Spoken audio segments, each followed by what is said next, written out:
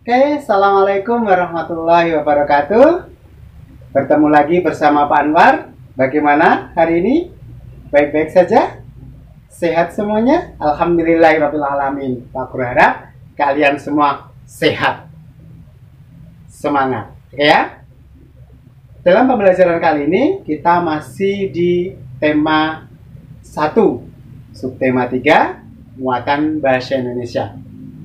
Akan kita pelajari apa hari ini? Kita saksikan video pembelajaran berikut ini. Selamat menyaksikan. Oke, kita kembali belajar di tema 1, subtema 4, kelas 4, muatan bahasa Indonesia bersama Pak Anwar.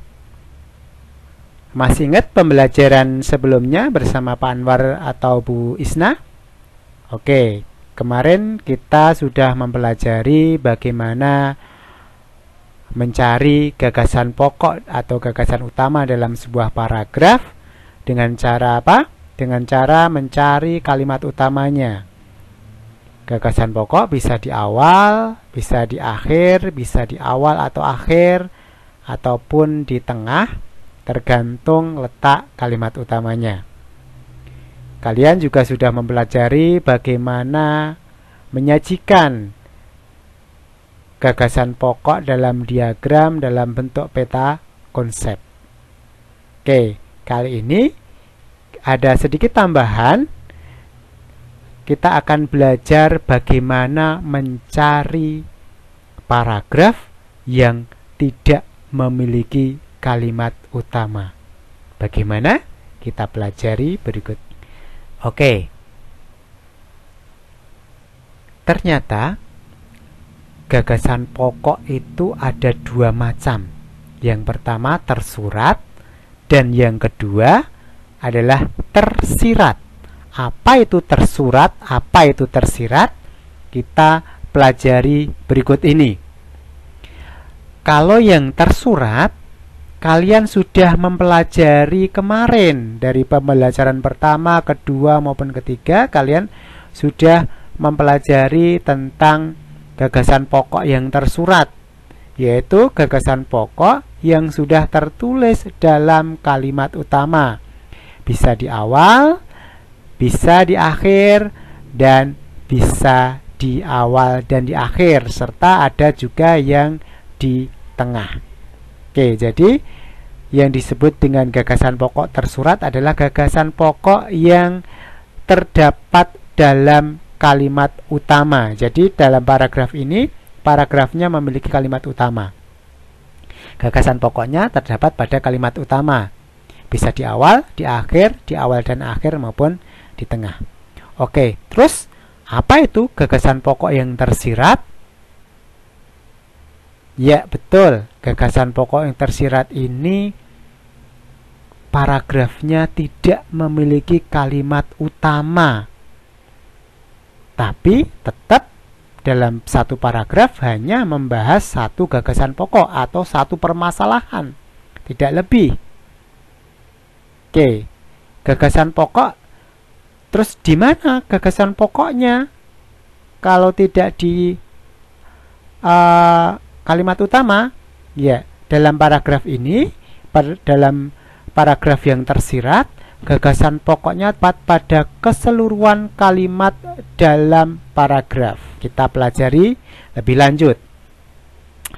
Paragraf yang gagasan pokoknya tersirat tidak memiliki kalimat utama. Semua kalimat kedudukannya sama. Keseluruhan kalimat merupakan kalimat penjelas yang mendukung gagasan utama. Jadi, dalam paragraf ini tidak memiliki kalimat utama, tapi tetap hanya membicarakan satu permasalahan saja. Hanya ada satu permasalahan atau satu gagasan yang dibahas dalam paragraf itu. Sehingga dengan membaca keseluruhan kalimat, kalian akan terus kemudian kalian pahami kalimat-kalimat itu, kalian akan menemukan, oh, paragraf ini membicarakan tentang apa. Akan lebih jelasnya kalau kita praktek langsung. Nanti kita praktek langsung. Paragraf jenis ini biasanya terdapat pada paragraf narasi atau paragraf yang menceritakan suatu cerita, bentuknya cerita, dan paragraf deskripsi atau paragraf yang menggambarkan sesuatu, yang menjelaskan, menggambarkan sesuatu, misalnya menggambarkan suatu benda, suatu tempat, dan lain sebagainya. Oke, akan lebih jelas kalau kita praktek langsung. Berikut ini adalah contoh paragraf tersurat. Oke, gagasan pokoknya tersirat, bukan tersurat. Awas ya, jangan sampai terbalik. Tersirat dan tersurat hampir sama.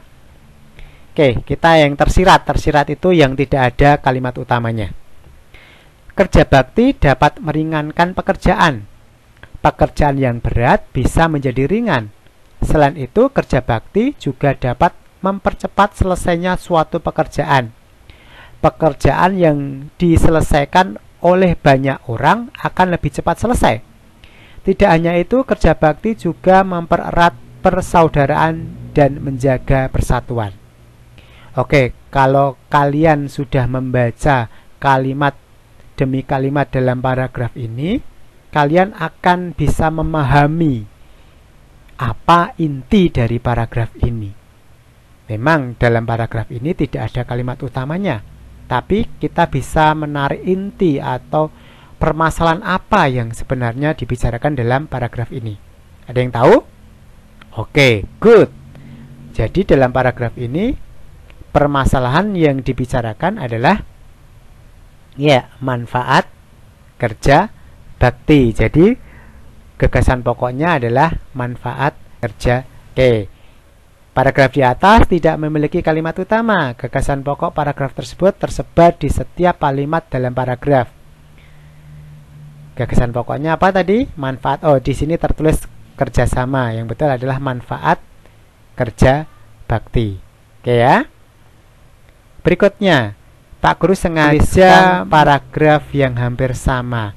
Hanya Pak Guru tambahi satu kalimat saja dalam paragraf tersebut. Ini kalau tadi paragrafnya mulai dari kerja bakti dapat meringankan pekerjaan. Nah, ini Pak Guru tambahi satu kalimat yang berwarna kuning itu, satu kalimat di atas kalimat yang tadi, paragraf yang tadi. Pak Guru tambahi satu kalimat yang berbunyi kerja bakti mempunyai banyak manfaat.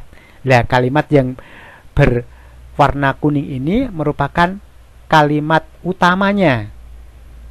Nah, dalam paragraf ini karena ada kalimat utamanya, maka termasuk dalam gagasan pokok yang tersurat. Gagasan pokoknya sudah tertulis dalam kalimat utama. Tadi apa gagasan pokoknya? Ya, betul, manfaat kerja bakti. Sudah tertulis di situ, ada kata-kata kerja bakti, ada kata-kata manfaat.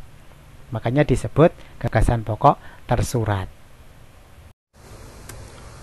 Oke, berikut ini ada satu contoh lagi. Kalian bisa menebaknya nanti. Apakah tersurat ataukah tersirat gagasan pokoknya? Ayo kita coba. Kita pelajari bersama. Peta umpat merupakan salah satu jenis permainan tradisional. Permainan ini harus dilakukan di luar ruangan. Jumlah pemainnya paling sedikit 3 orang. Permainan ini memerlukan tiang atau pohon yang digunakan untuk hinggap. Oke, tersurat atau tersirat? Ya. Ada kalimat utamanya atau tidak? Oke.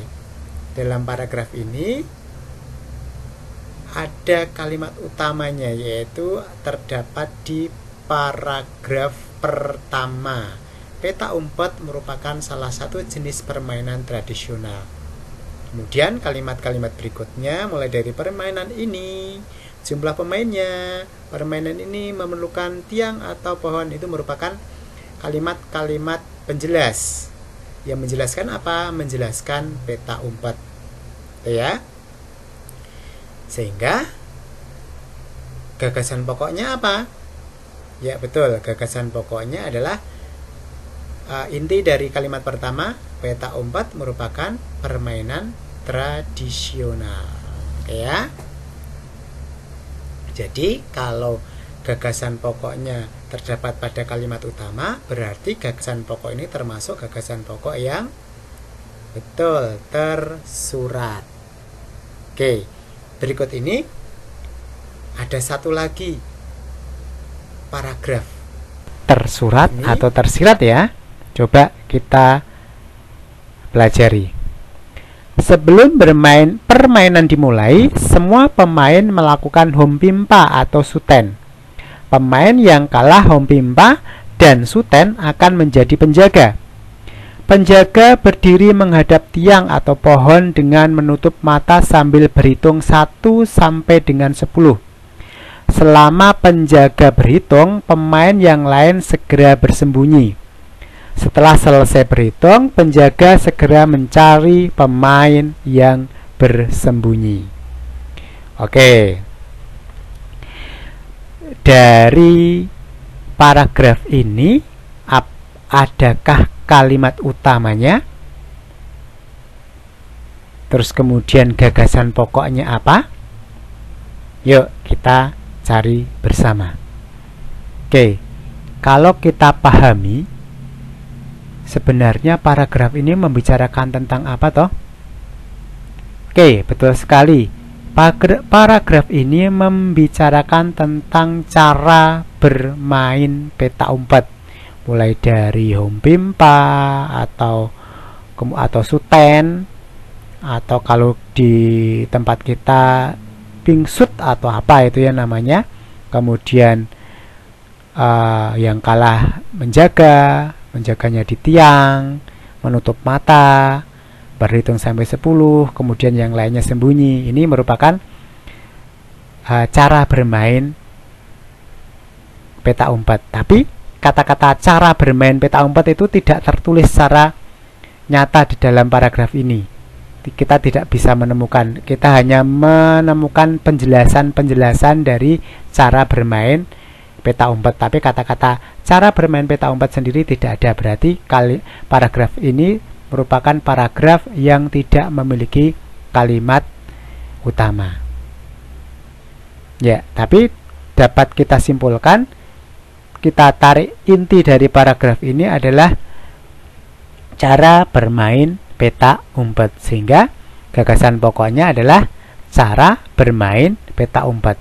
Berarti karena tidak tertulis, gagasan pokoknya tidak tertulis secara nyata dalam paragraf ini, tapi bisa kita temukan dalam keseluruhan paragraf, maka disebut paragraf tersirat. Oke, sudah paham anak-anak?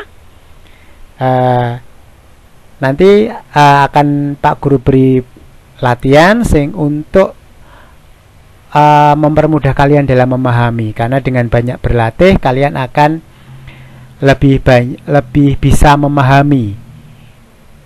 Jadi dengan banyak berlatih akan lebih banyak pahamnya, sehingga kalian bisa memahami apa itu gagasan pokok yang tersirat, apa itu gagasan pokok yang tersurat.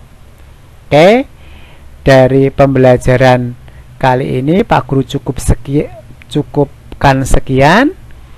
Semoga kalian bisa memahaminya. Kalau belum, bisa kalian ulang-ulang, kalian baca lagi, kalian tanyakan kepada orang tua kalian atau tanyakan kepada Pak Guru.